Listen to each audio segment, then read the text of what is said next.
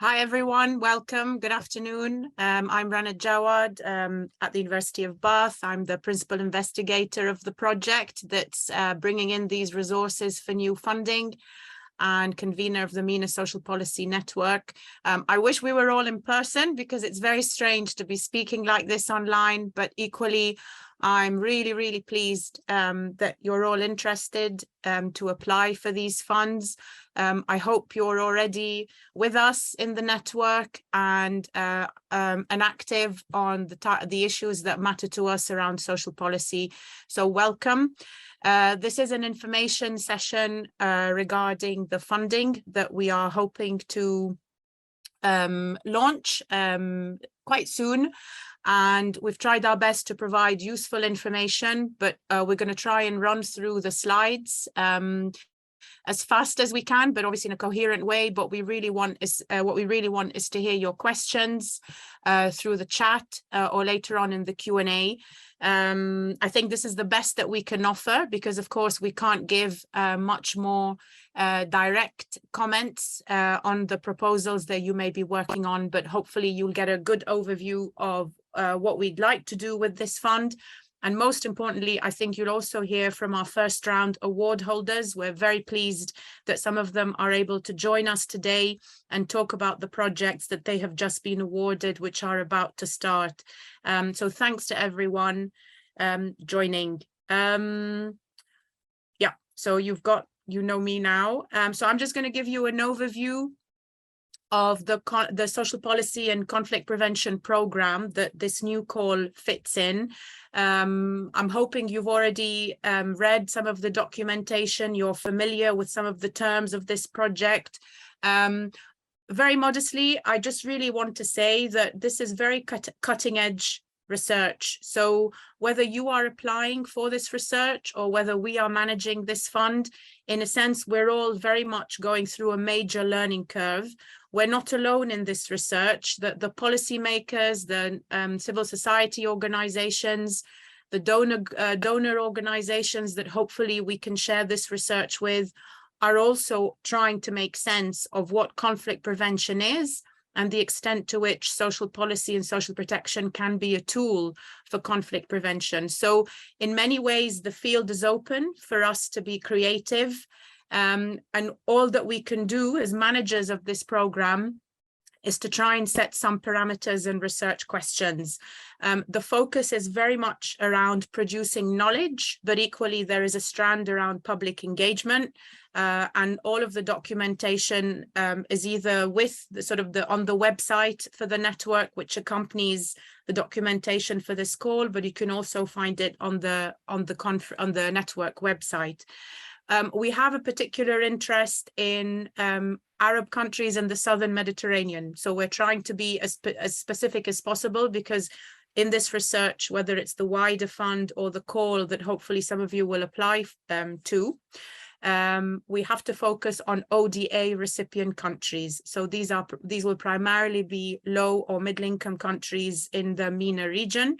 And we've tried to select countries that are either neighboring another country in conflict or are themselves affected by conflict. This does not exclude comparisons with other countries in or outside of the MENA region, yeah, but we're nudging you to think specifically about these countries that you see here on the slide: Algeria, Egypt, Iraq, Jordan, Lebanon, Morocco, Palestinian territories, Syria, and Tunisia. Thank you. Next slide, please. So this particular call, if you're already familiar with the previous round, or if you're already familiar with the overall program, is very similar, but there is a slight twist in that what we're asking applicants to focus on particularly are citizen and resident perspectives. Okay, and that's a little bit of a nuance, but hopefully opens up a range of opportunities for you. And the emphasis which we really need to bring home to everyone is this link between social policy and conflict prevention. And I think that's the big challenge for all of us, is bringing these two areas of work together. Most people, myself included, will be located in one of these spheres, and we're really encouraging you to engage with the literatures around these two areas of work to try and build a proposal that can help them speak to each other.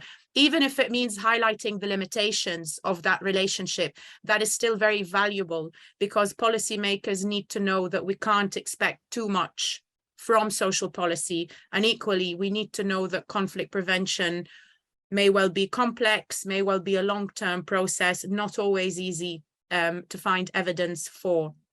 Thank you. Next slide, please. And just in terms of the call, I think that, you know, the classic thing to do with a research call is to focus on the research questions. So I've got them here. Hopefully, again, you've read them in our documentation.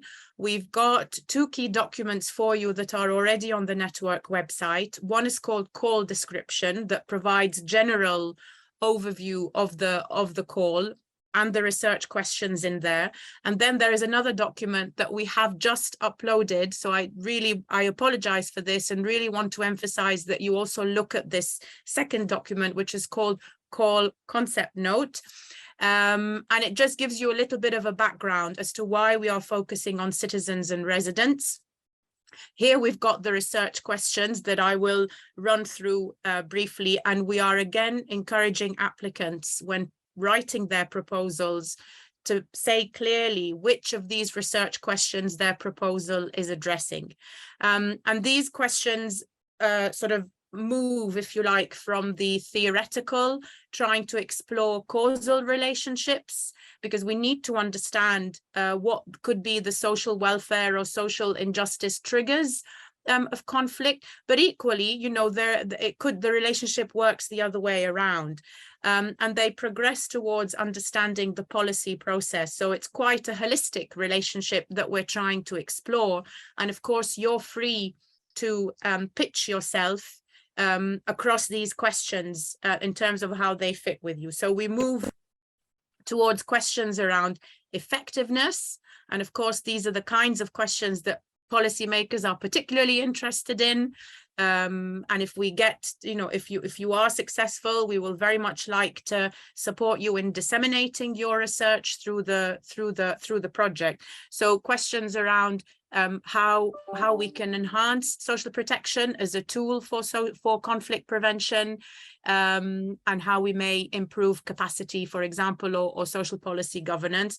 And the final question is around institutionalization. So thinking practically in terms of procedures and policies across both state and non-state actors, and of course, all the challenges that may arise as a result. Yeah, so I'll just end these slides by saying, please do look carefully at the research questions, read the call concept note, and do make clear in your proposal which of these questions or question you are seeking to answer. Thank you. Is this still my slide, Olivia? It is. I'm happy to do it if that's fine. Rather, or you can carry on. No, that's fine. Just stop me when you need to. Okay, so some practical information about the projects. There's as you can see there, the value that we are offering. Hopefully, this is still a good amount, depending on what you plan to do, between £10,000 and £50,000. The time period we're looking at is somewhere between 3 and 12 months, depending on the type of project that you conceptualize. The aim very much is to show what contribution to knowledge you are making through this research project. Yeah, so we do want to see some sense of new data or an analysis of existing secondary data that can contribute to new knowledge. We welcome interdisciplinary proposals. There is some work that's already done in terms of linking artistic or creative professions and activities to conflict prevention, and we would welcome this. The project is funded through the Arts and Humanities Research Council, and that's one of the reasons why interdisciplinarity through the arts is important, but equally through other areas. Yeah, so this is again quite open, and as I said earlier, comparative proposals are welcome. We particularly welcome also proposals from early career researchers. Thank you. Next slide, please. Okay, so this is kind of more of the nitty-gritty of preparing an application that's eligible, and just some good tips around the kinds of sort of good practice writing examples that we would look for in a proposal when we assess it. Thank you. So next slide. Oh, that's Olivia. Yeah, so hi, I forgot to introduce myself. I'm Olivia Moore. I'm the project manager or network manager for this fund, and I answer your questions when you send them into the MENASP inbox most of the time, or I pass them on to people who know more than I do. So I'm just going to run through some of the application process and some of the forms that you need to be aware of to ensure that you're putting in the correct application and that you fit the call. So it's a relatively straightforward application process. We put out the call for applications in early August. We're currently at the information and Q&A event, and the application deadline is coming up next, which is the 28th of October. This is a firm deadline. We're not expecting to make any extensions to this deadline unless there is an extreme unforeseen kind of circumstance that means that we have to. But what I would say is with the application deadline, and when you're looking at the documents that we're going to be talking about, please make sure you have everything ready a week before, and then you can use that last week to kind of tweak and finalize your documentation as needed, as things like getting heads of terms signed can take some time. So we always advise be a week ahead and set your deadline a week before the deadline. After that, the applications will go for review. And it will first of all be a short listing of which applications are eligible and meet the eligibility check and have all the correct documentation. So if you are missing a document, you may not be taken forward to the peer review stage. So we need all documentation that's requested. And then we have a team of peer reviewers who are made up. They don't get to see anything in advance. We make sure there's no conflicts of interest, and you have at least 2 reviewers, sometimes a third opinion per application. And then that's taken to a panel review session and discussed of whether it's going to be successful or not, depending on the amount of funding that we have available. You'll get notified whether you're successful or not after this stage. And then we'll move into sort of the ethical and due diligence stage. So your application will be put forward for ethical review. That can be done internally at your university or organization, depending on the setup, and then will be submitted to the University of Bath's ethical review. And we'll also be going through the due diligence process with you. And so we really recommend reading that due diligence process documentation to make sure that you will fit that due diligence. So it's less work for you in the future. If you get through all of that, then contracts are signed and we move into the project stage. And we'll go from project start to the end with a few reporting bits in between. So what you need to submit. So all application documents need to be submitted by the 28th of October. I just need to double check the time. I think it's 5 p.m.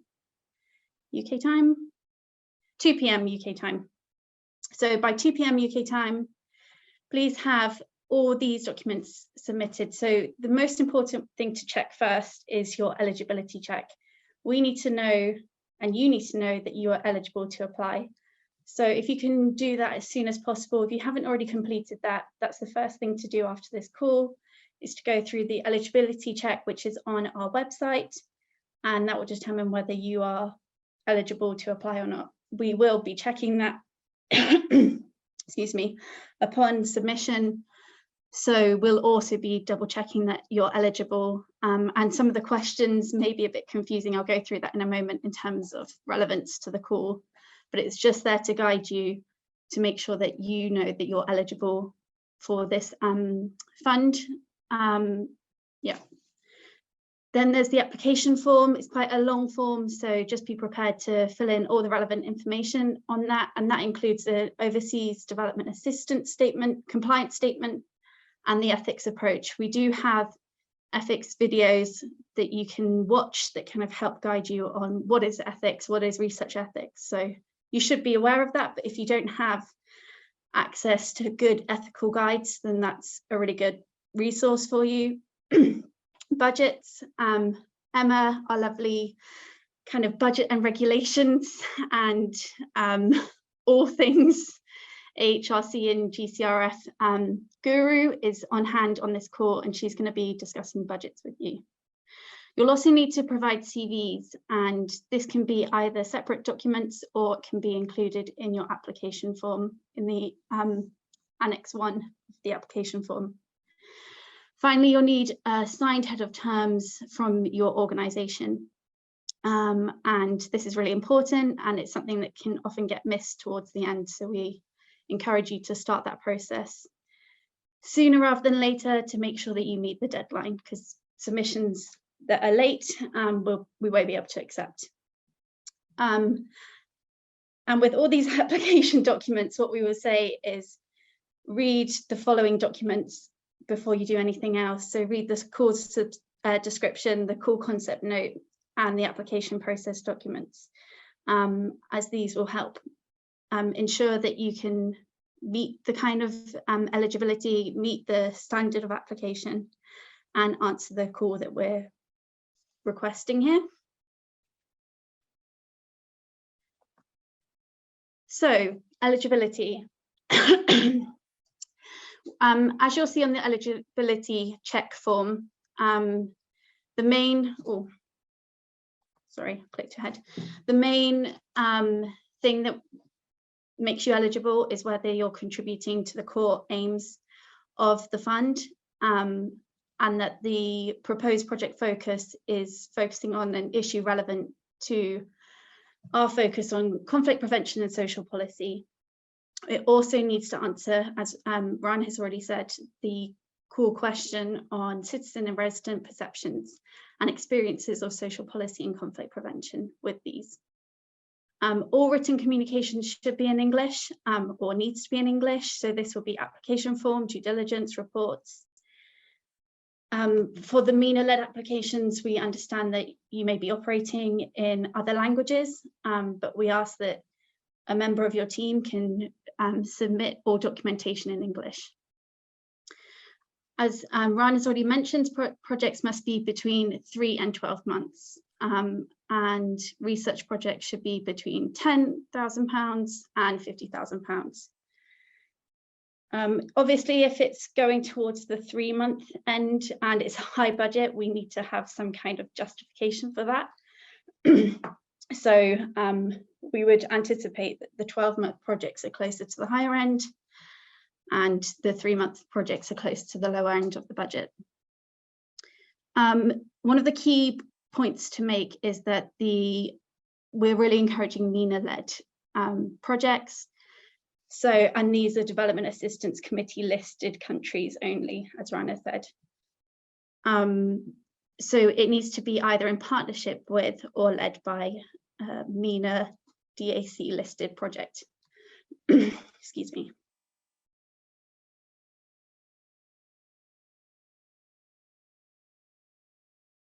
So the project will be led by a MENA DAC listed or a UK-based principal investigator. And this can be, there's some guidance here in the eligibility form and some links that are important to read to make sure that you're eligible, either as the UK-based principal investigator or the MENA listed ones. So I won't go into that, but that's all in the eligibility form. And if you're an applicant, you can act as a co-investigator on as many proposals as you'd like to. However, you can only be the principal investigator or lead applicant on one application. The proposal team is prepared to go through you need to make sure that the whole proposal team is prepared to go through the due diligence process and ethics and safeguarding review process with the University of Bath. And so that document on due diligence is really important to read, and just to make sure that your organization's in the right state to be able to go through that. Finally, the proposal will include the official development assistance compliance statement, and will be compliant with their guidelines. So if you go to the guidance note, you will see all the information relevant to that.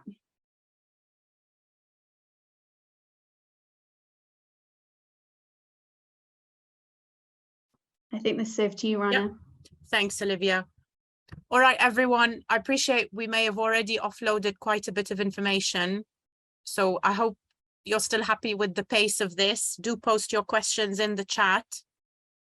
And I shall continue and sort of take you back to the core of the effort, which is writing a good proposal. And I hope this doesn't sound patronizing in any way, but just wanted to remind us, this is stuff that I remind myself of.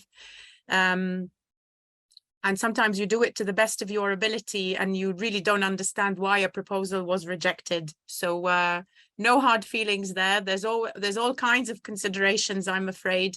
We try to be as transparent as possible with the scoring criteria, but sometimes there's a balancing to do. Sometimes there's a high level of competition and you only have a limited amount of funds. So whatever happens with the outcome of your proposal, I just really want to encourage you to use this as a positive learning opportunity. I know that's a cliche, but I think that's important, and just, you know, that you get something out of this, and regardless of what happens, I'm sure you'll have a really great idea that can be funded, if not now, on another occasion. So just on that note, I just want to highlight the kinds of good practice writing in a proposal that we would particularly be looking for as a panel of reviewers. First and foremost, you've got to be answering the proposal call. Yeah, so really think about the relevance of your topic. And I really must emphasize the importance of linking these two very wide concepts we do appreciate of social policy, social protection, and conflict prevention. And remember that prevention has to do with stopping something from happening. Yeah, I think that's a really key element, and that's a challenge we all face in this program, that there's something preemptive. That's not an easy thing to do, because you need to have the capacity to predict, or at least you need to have good examples of where social protection has prevented conflict. Yeah, and I think I'm already divulging quite a lot, but I think we, you know, if we want this to go well, you know, we really need to be clear about what this research is about. So please do be relevant. That could simply mean that you just have one research question. Yeah, the simplicity of this is often the strength. These are not large projects. This is a project you need to complete in 1 year. So be quite strategic and be really realistic about what you can achieve in 1 year. And sometimes the clarity and poignancy of your question is enough. Yeah, and there'll be lots of sections in the application form. Hopefully we'll have some time today to bring up the application form online, and happy to talk through that. But you will also see again that there are quite strict word limits on all of the questions. So again, try to be direct. Avoid lengthy background descriptions, and I'm sure that our award holders from the previous round will have something to say, and they managed to do this very well, and I'm sure you'll benefit from hearing from how they did this as well. Do set clearly the terms of your project. What are your key working concepts? What are your key objectives? How are you contributing to knowledge, or how are you supporting good practice? Yeah, because those are the things that we're looking for. So clarity about your overall research questions, whether these are theoretical or policy oriented. Do present a feasible work plan, so your timeline. How are you achieving all of this in 12 months? Yeah, because we're going to be quite tight on extension. There isn't a lot of leeway in that in these projects. And related to this, please do be strategic and think carefully about your outputs. We are looking for evidence that for potential for academic outputs, but clearly, because these types of projects are very impact oriented, we do welcome some sense of engagement with your stakeholders, if this is relevant and where possible. Yeah, so I appreciate that your outputs need to be in conjunction with your research questions and objectives. Justifiable costs, of course, more to be said about this afterwards, but again, do think carefully about how you've put the bid together. If all of the budget is towards staff costs, then please just be careful about justifying this and explaining why this is the case. We would be expecting to see costs related to field work, dissemination, engagement of some sort. So please think carefully about this. And then, of course, you know, your team, hopefully that you put together, let us know how they've got the capacity and the experience to deliver this project on time. And that is important. Yeah, we want these projects to be successful, and part of that decision that we will make will be based on the information you give us in terms of how feasible this project is in your proposed timeline. And as it says there, you will see examples of successful proposals later on in this information session. I hope that's helpful and gives you more energy rather than puts you off.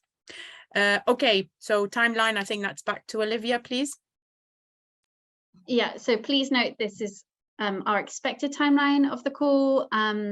We always say expected as we can't guarantee all these times, but so far the times are correct. Of the 3rd of August was when applications opened.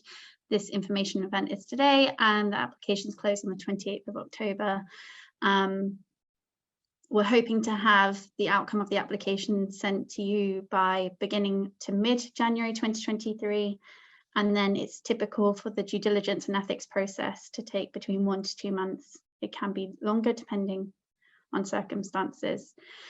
And then once all those processes are complete, if you're successful, then the project will launch, and it will end up to 12 months after the launch date. So yeah, all going well, you should be able to start the project sort of spring 2023. So I'm now going to hand over to some of our round 1 project awardees, and we're going to start with Trouter Mayer. Thanks very much and I would like to, let me see, share my screen here. Oh, just stop on the screen and continue here. So okay. Is this sharing? No. Right. Is this sharing now? Yeah. Okay, excellent. That was the last one. So here is, I just want to say a few things about our project, and repeating some things that you've already said. So this is our team. I am Trouter Mayer from University of Southampton, and together with Marwa Galal Abdulwanis, who is Egyptian and has very strong links to Cairo University, and Dr. Gerard Kennedy, who is an actuarial advisor. We have prepared a project, and I'm show you the title, and I want to sort of present my project in the context of some tips for your application at this round. And I'm echoing the things that have been said so far, but I'm feeding in my proposal. And I thought that some of you may have had access to this already, but you haven't, so I need to say a little bit more. So here is, first thing is, this has been said, but this is really, really, really important. Take the material you have been given very seriously. And this is, I mean, everyone would say, yeah, we do. But, if you just read the sentence and ask yourself, have I done this?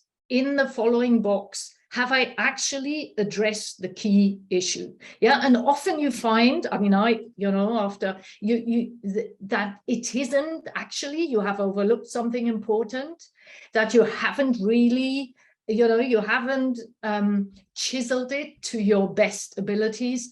Try and do that, and it'll really transform what you are doing. So here's an example, and it's also an example of, you know, how we didn't quite do what I had just said.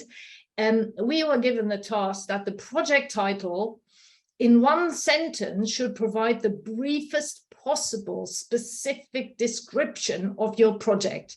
Yeah, and so honestly, stuff like that matters. Think about how does the site title sound? Is it really giving you the key? Does it address your key research problem? So in our case, our project is about pension reform as path to peace, Egypt after the Arab Spring. And this is about the question of the big uprising during the Arab Spring and the demands for bread and justice. And the question is, has the landmark pension reform that followed this actually contributed to more social peace and therefore address social conflicts? So this means we have put this project in these boxes, yeah, and we were given the aim, the task to organize by our aim, our objectives, methods, outcomes, and then how this fits the MENAS agenda. This means in our case, and I probably don't have enough time to talk about these in any detail, but that we say, okay, what is your aim? And we make it as short as you can. Yeah, so our aim was to assess the degree to which this landmark reform can fulfill the aims it had to alleviate poverty and demands for bread and justice of the protesters in 2011. Objectives: we want to contribute to the understanding whether the public policy responses, or what policymakers have done, have effectively addressed the grievances expressed, and therefore they can help to prevent future conflict. Our method to do this is that we are comparing systematically whether the new benefits, we compare systematically the old pension system and the new pension system, and evaluate these in relation to equity and equality of benefits. And to do this, we are using actuarial methods. And we have an actuarial advisor in our team, which refers to another point, which is that you make sure your team has the right skills to deliver what you want to do. Our outcomes is we want to, in academic terms, contribute to the literature on social protection in Egypt, but also show how pension reform can reduce poverty and increase social justice, which is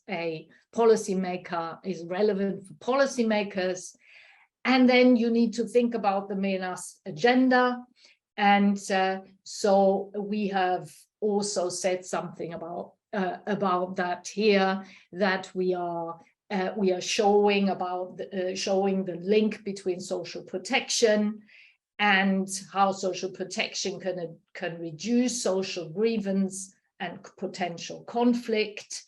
And we are also doing what the government's, the funders' interest is, which is to develop collaboration of experts in the UK and University of Cairo, because that's where some of our collaborators are based.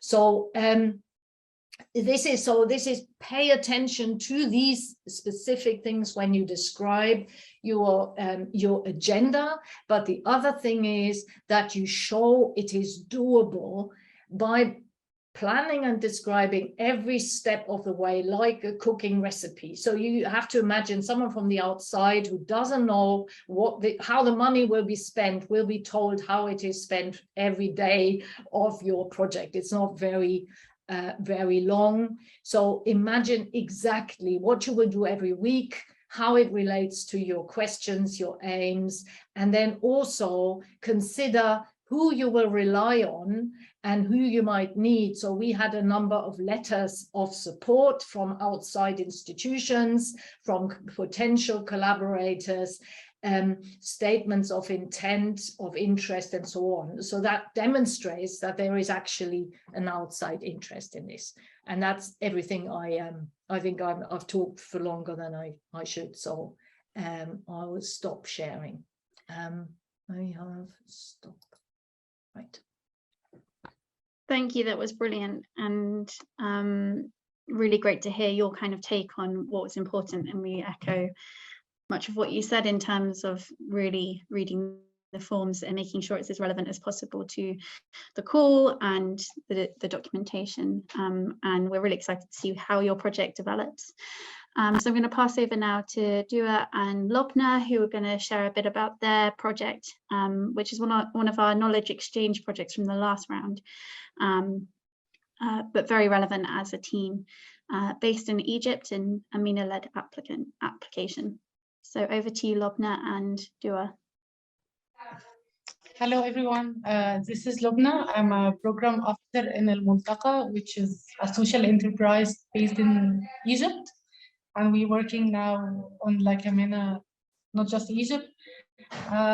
Our like contribution, because like we have this big dream about like, sorry, you need to stop. Sorry. Our mission as Al-Multaqa is to contribute to learning. And when we saw this opportunity and so like this project, we need to have a twist on research. And we saw like there is a lot of learning process need to be, sorry, internet is broken from my side. I will close the video, I'm sorry.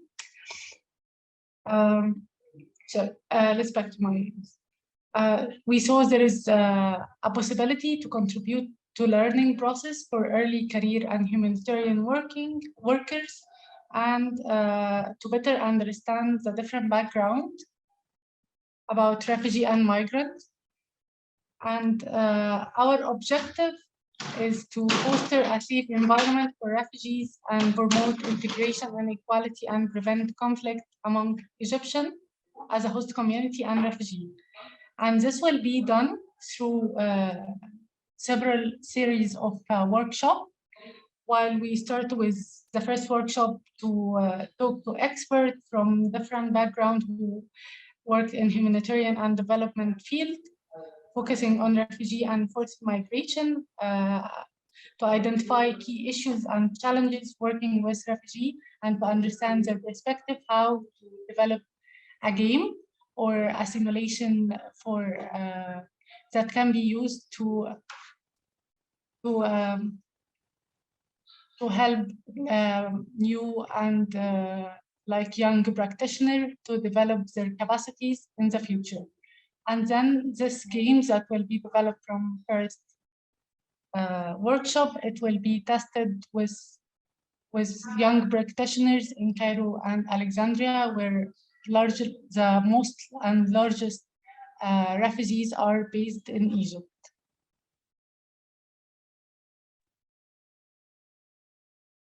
And what we intended from this workshop is to share experience and support elderly practitioners to understand the life of refugee and not doing as just a job, and to help them to get a better support in their areas and as a marginalized group, and to promote integration and equality and reduce the risk of conflict. And at the end of this series, we will have like 3 or 4 designed and tested games that can be used from different NGOs here in Egypt or in the MENA region. Thank you. Thank you, Lobna. So fascinating kind of investigation into preventing conflict and working with humanitarian workers in a really interesting way. So we're really excited to see how that project develops as well. And I'm now going to pass over to Katerina, who's the final one of our project awardees. Sharing today, we had 7 projects that were awarded, and we've got 3 of them with us today who are showing. Yeah, hello everyone. My name is Katerina Lenner, and the project that I will be leading over the next year is called Improving Social Protection in the Garment Industry in Turkey and Jordan. And so, as this title implies, it's a comparative project that looks at social protection and social cohesion for current and former workers in the garment industry in both contexts, and the question of how to improve it in a context appropriate way. So garment industry in both countries is really relevant regarding exports, but also regarding the percentage of the labor force that it makes up. And there's lots of competition for jobs between different vulnerable groups, despite the often very exploitative nature of labor in the sector. So that leads me to another commonality between both countries, that the labor force indeed is very vulnerable in both contexts, and it's mostly composed of non-citizens that are often excluded from formal social protection measures, even though there's differences in terms of its composition. So in Turkey, there's more Syrian refugees working in the garment industry, whereas in Jordan, the labor force is mostly composed of South Asian workers. And so what interests us in this comparison is these commonalities, but at the same time, a huge difference with regard to how the garment industry is organized and governed in both contexts, and then how this precarious form of labor is constituted.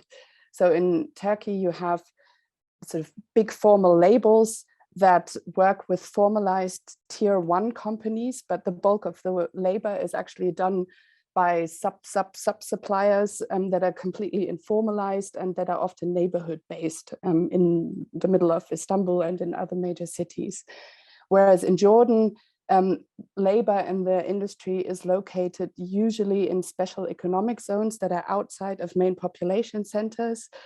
It's much more formalized, regulated, and scrutinized, and different groups of workers are very strongly spatially separated.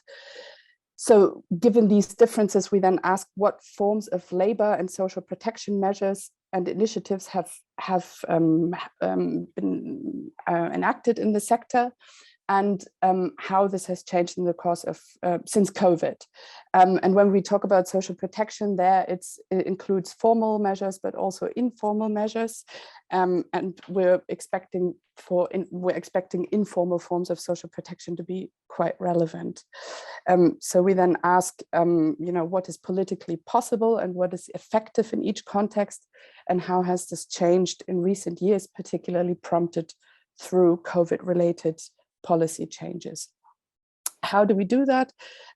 Through 2 partners, one in each country, who are respected migrant and refugee solidarity organizations, and who have the access and the knowledge regarding how to work with these vulnerable populations of precarious workers in a way that provides maximum protection. So what we as the UK research team then mainly put in is training in research methods and bringing in suggestions for specific methods, but our partner organizations are the ones who have most of their connections and most of their practical expertise. What do? We do policy interviews with a range of different stakeholders, so governmental, international, non-governmental ones, as well as corporate ones. And then we do a series of interviews and focus group discussions with workers in one representative setting each. And we combine that with a method that is called photo voice, where workers basically narrate their daily lives through photography, with a view to social protection and social solidarity or social cohesion. And that will then end in a self-curated exhibition that we're aiming to show in Jordan, in Turkey, in Bath, and online. We just passed ethics review and are now in the fine-tuning phase for planning for fieldwork. And regarding a top tip for proposal writing, I would say if you have a similar kind of setup working with partners, then start discussing with them really early on. And if at all possible, try to develop the project proposal together with them. For us, it was quite a big issue that, you know, the call is rather specific and you're supposed to respond to specific questions. And I thought it was really important to have a lot of time for a dialogue with our partners in order to figure out how can we respond to these questions in a way that makes sense from the partner's end, and that actually responds to something that they want to know about and that they want to do and that is of maximum use to them, which I would say is really the most important thing in this, this kind of setup. And just a minor one, I would, when it comes to setting up your work plan, I would allow for sufficient time for ethics. That took, even though I've been through this before, it took much longer to get through this than expected. And I would say for the setup, including the ethics review, you should factor in at least 2 months, if not more.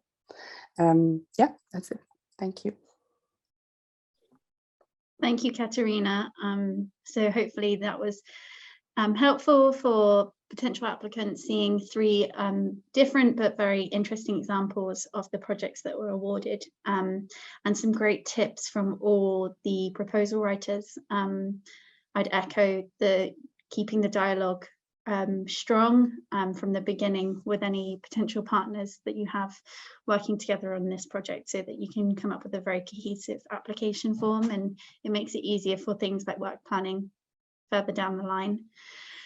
So now we're going to hear from Emma Dowden, who is our very wonderful, patient and highly needed budget and kind of research services guru, and she's going to go through some of your big questions on the budget. So hopefully after her presentation, there'll be a lot more kind of understanding for you all in terms of how to put together a good budget and what the different templates mean. Over to you, Emma. Thanks, Olivia. Hello, everybody. I'm hoping some of the slides I'm going to introduce shortly are going to answer some of the questions coming through on the chat. So apologies if I haven't answered in the chat directly. So my name's Emma. I work at the University of Bath Research Support Services. And as Olivia said, I help with anything budget related. So I'm briefly going to introduce some of the budget elements of this call. I think a lot of people ask, what can I include in my budget?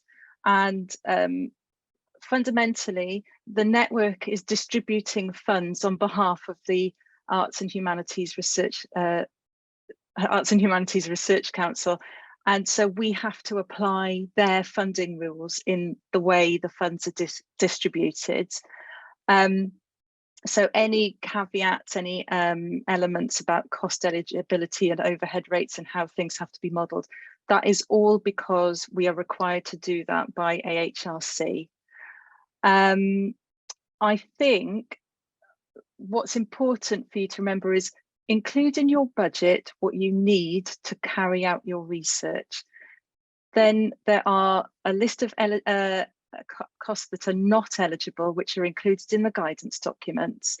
And these are open access publication fees for the UK-led proposals, computers and laptops for investigators, capital and infrastructure costs, and with hospitality costs, we need to look at those on a case-by-case basis. I saw in the chat that there was a question about hospitality associated with workshops.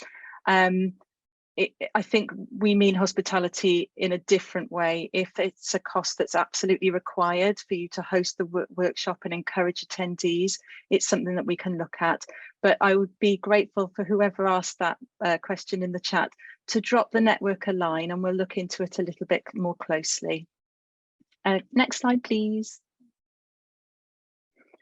Okay, preparing your project budget. There's 2 different budget models depending on whether your project is led by a UK organisation or a MENA-led organisation. So for UK led projects, because this is AHRC, we have to apply full economic costing, and projects are funded at 80% of that. Any element in your budget that is activities or investigators or resources that are costs related to your MENA partners, they will be funded at 100%. Now, the budget template for UK-led applications sets out the full economic costing budget categories that you should follow. And if you've got any queries about this, a good place to go to is your own organisation's research support or finance team. They will be very experienced in this full economic costing modelling. For MENA-led projects, you can your total project costs will be funded at 100%, and you can include an overhead rate of up to 20% in that budget. Again, that's rules from AHRC, and the template for MENA region led proposals illustrates that and how how that funding model should be presented. Next slide. Thank you. Now, as part of that budget template, there is a column for justifying your resources. And this is really important. It's a mechanism and a tool in which you can actually demonstrate more than just value for money of your project, but it helps the reviewers understand whether your research is achievable in the budget that you're requesting. As a tip, avoid simply breaking down and listing your cost items.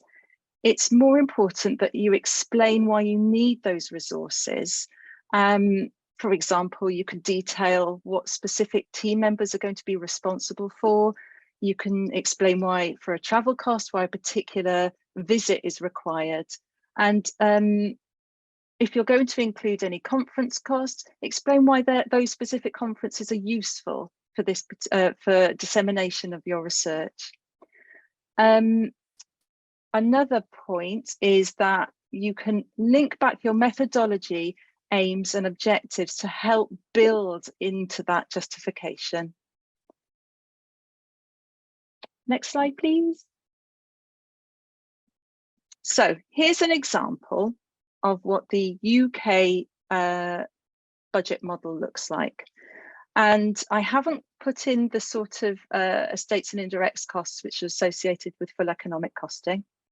But you can see I've put some examples here of certain sentences that you might want to use as a guide to help explain what your resources are and why they're needed for your project. For example, a research associate will provide support in X, Y, and Z, and the duration that they're going to be involved in the project.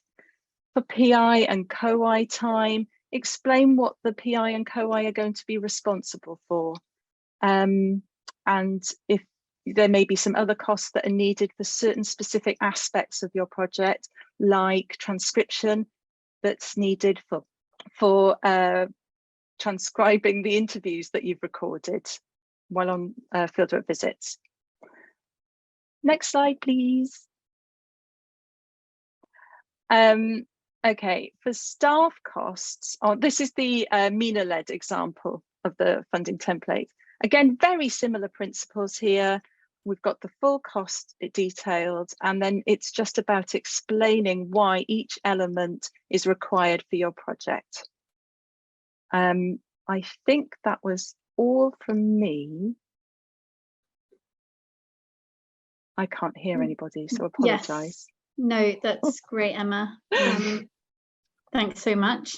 Just moving on to the Q&A now. So hopefully, thanks to Emma and to all other speakers so far. So you have been posting questions in the chat, which has been great. And I can see that Rana and at times Emma's been busy answering your questions as we've gone along. So Rana, do you want to take any questions from the floor or answer any questions publicly that might have been coming up quite a few times from the chat. Thanks, Olivia.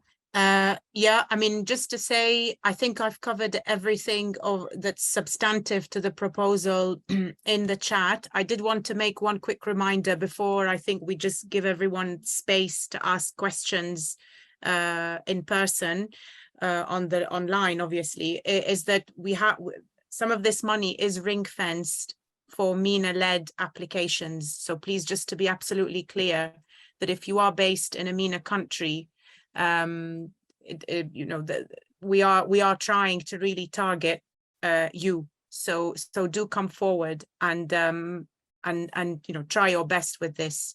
I think, yeah, I just wanted to remind people of this. I think, Olivia, can we just clarify, please, what information we can share from this meeting afterwards? So there's a recording, isn't there, that will be circulated? Yeah, so we'll be sharing the recording.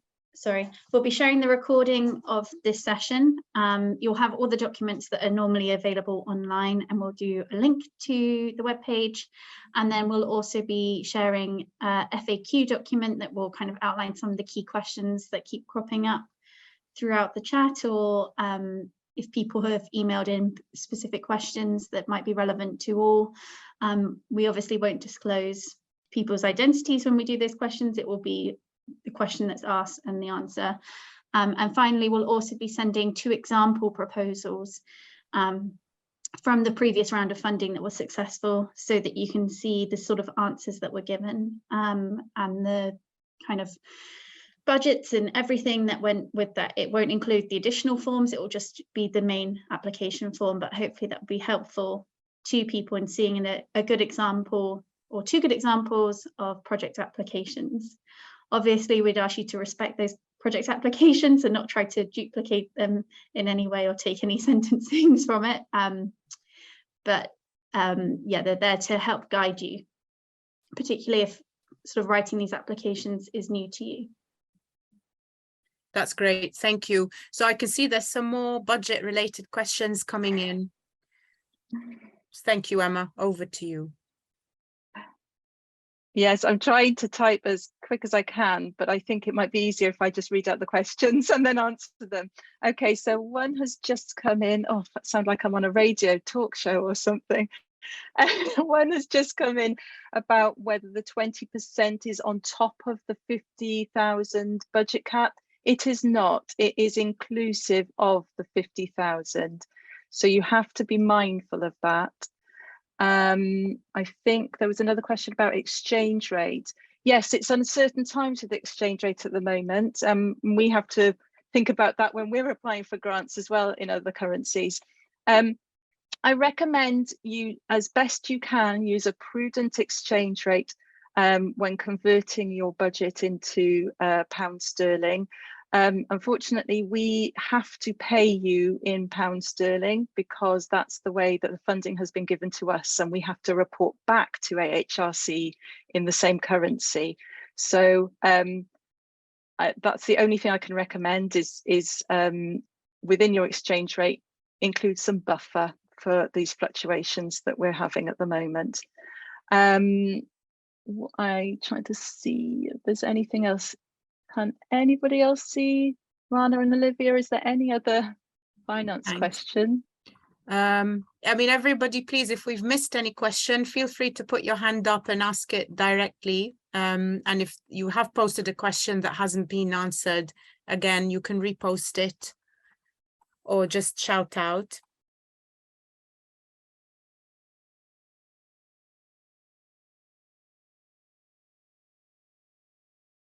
Yeah, hi Radwa, go ahead. Thank you. You already answered my question. It was related to the fluctuation in the exchange rate, but I was also wondering if there is should I leave a space for this high rate of inflation even in my country, like 10%? Is it acceptable to have like 10% expecting any emergency fund or any fluctuation in the prices or any interest rate or emergency or anything related to this, or I should be stuck to what elements you already mentioned in the budget? Thank you.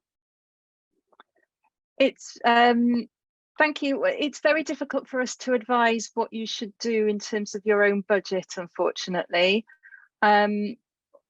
We cannot tell you how to predict for these things, unfortunately. I would just be sure to anticipate that the interchange rates are going to fluctuate continually, and as I mentioned before, include a buffer within your costs. I wouldn't put this as a separate line, although, I mean, we could discuss that later, actually, Rana and Olivia, how because this is a very uncertain times for all, how we're going to manage this. But unfortunately, it's not a very clear answer.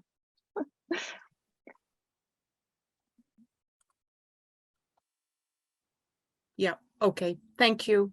I hope that's helpful, Radwa. Then good luck. Lena? Do you have your hand Hello? up, Lena? Yes, Hi. hello. Can you hear me? Yeah. Okay. I'm Lena from the American University of Beirut, and I want to thank you for this useful webinar.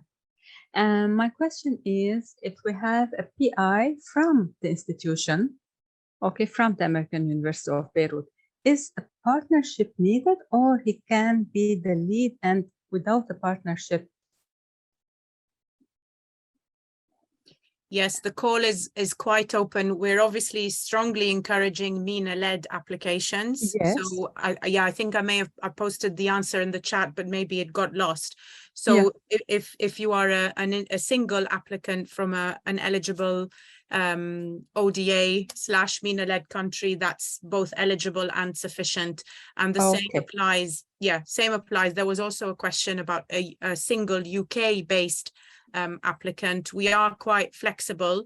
I think it's all about showing the strength of your proposal, but in terms of eligibility, that's fine to do this alone as a single applicant, provided that the country is eligible. Thank you so much. This is very clear.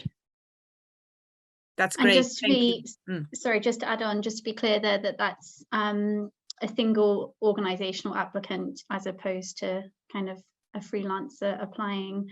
Unfortunately, we need to be based at or affiliated with kind of the relevant institutions that are listed in the eligibility form. So whether you're MENA based or UK based, there's relevant links in that eligibility check that you can look up and make sure that you fit that kind of criteria.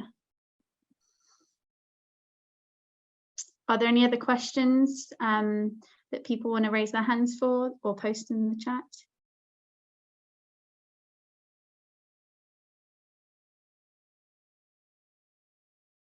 Yeah, Ilham? Yeah, hello. I'm in the kitchen preparing lunch for the family, meanwhile listening to you. Yeah. I'm in the salad phase now. Yeah. Yeah. So because I'm a food producer and working in the food security and ecosystem restoration. So now we are in the phase of starting the first functional forest related to food resources. And as part of the ecosystem restoration.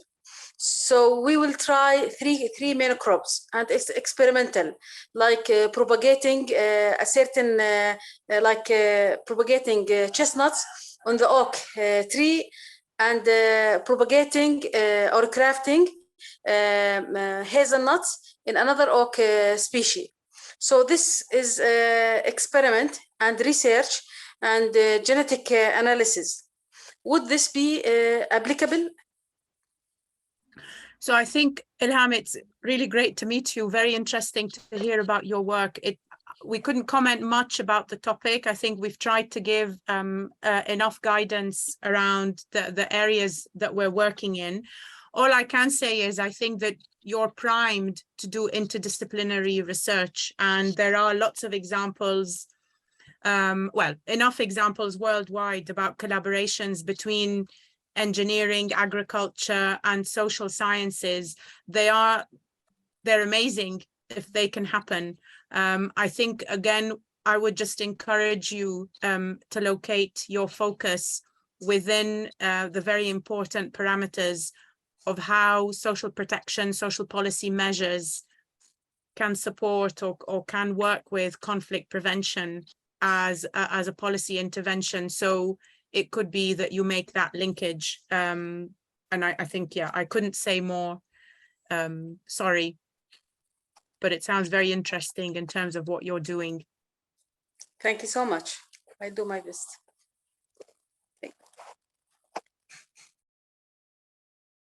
That's great. Thank you, everyone. Please don't be shy. You know, no question is an unimportant one. Very good. Yeah. Hi, Zeravan. Hi. Thank you so much for this session. Actually, I just want to ask you about the NGO.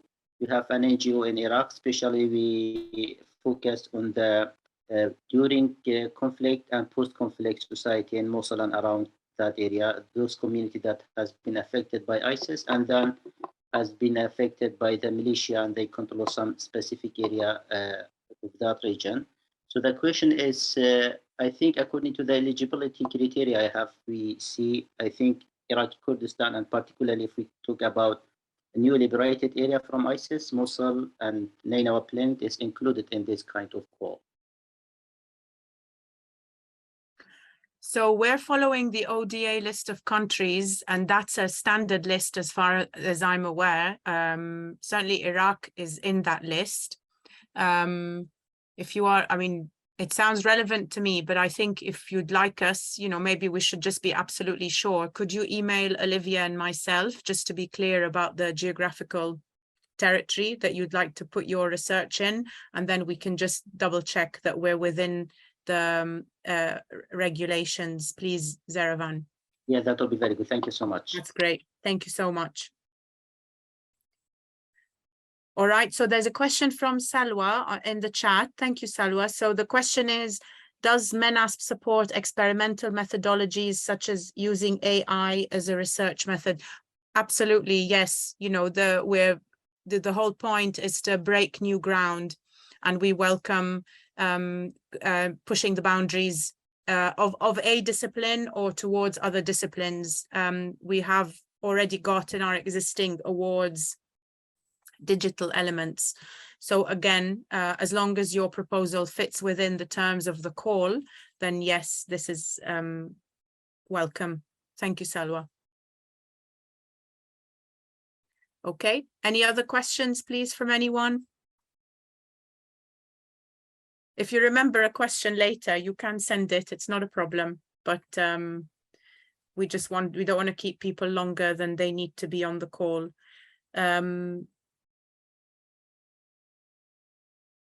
All right, I think we should probably bring this to an end. And just from my side, I think Traute, just as well to thank all of our award holders, but I think certainly Traute's very serious point about reading the documents very seriously. We've taken a lot of time to prepare these documents and to make them easy for you to fill and to make them clear. And we just really want to ask you to take time to read them. I think it's very clear that this is a new area of research for a lot of us, so you are being asked to think creatively, but to show that you understand the key terms of social policy broadly defined and conflict prevention. I've put in the chat one definition out of many for social policy that's given by one of the key references in the field. So I just want to thank everyone again for attending, for putting all of this event together, all of our colleagues that spoke, and just want to wish everyone all the best. Make this proposal your own.